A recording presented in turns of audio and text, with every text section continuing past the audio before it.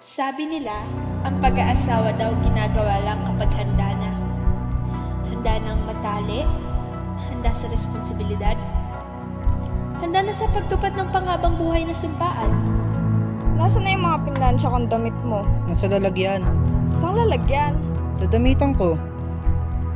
Ang sabi pa nila, hindi ito tulad ng pagkain ng kanin na mainit, na kapag napasok ka, anytime pwede mo nang iluwa. Puwe, masyadong idealistic. To be honest, kapag naging mag-asawa na kayo, doon mo lang madidiscover yung totoo niyang pagkatao. Ito yung susi sa damitan ko. Pagkataong pinabricate niya noong mag-boyfriend or girlfriend pa lang kayo. Lahat ng tao may itinatago. Patayin na din ito. Yang asawa mo, yang boyfriend mo, o girlfriend mo, o kahit sino pa yan. Malamang meron din.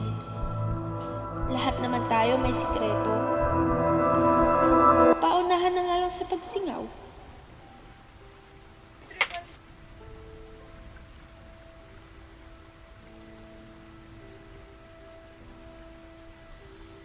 Ito yung susi sa damitan ko. Paunahan na lang sa paglabas.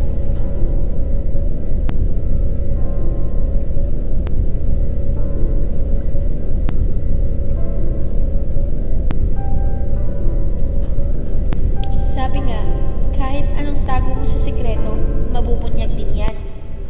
Kahit anong kubli mo sa pagkatao mo, lalabas din yan.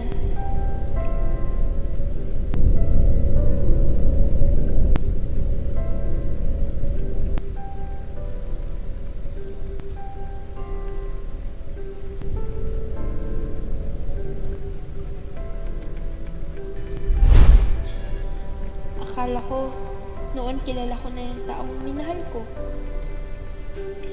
Akala ko noon, tapat kami sa sinumpaang pangako na walang paglilihim. Na walang sikreto.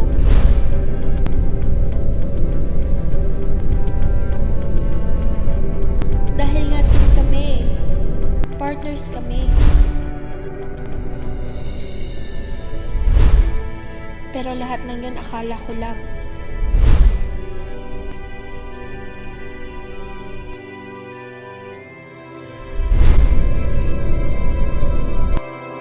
Lahat ng yun sa umpisa lang. Dahil pagtuntok ko sa pwesto ng pagiging kabiyak mo, nalaman ko na hindi mo pala sapat ang panahon.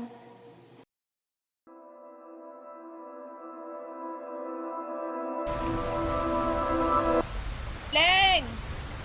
Choleng! Choleng! Oh! Ano nangyari sa'yo?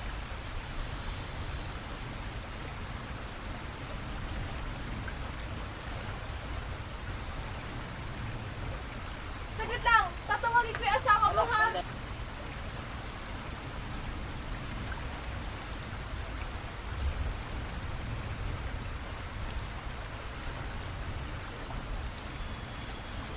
Pedro? Pedro! Pedro! Yung asawa mo! Inaapoy ng lagnat! Bilisan mo!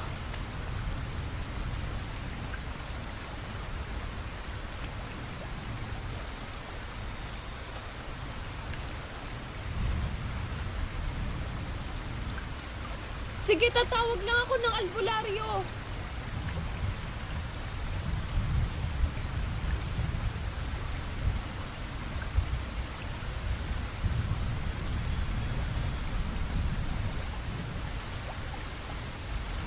Palagay ko'y kailangan niya lang ng pahinga. Pero bibigyan ko siya ng gamot. Mas mabuti kung makapagpapatingin kayo sa doktor. Magpahinga ka. O siya, hoy, aalis na.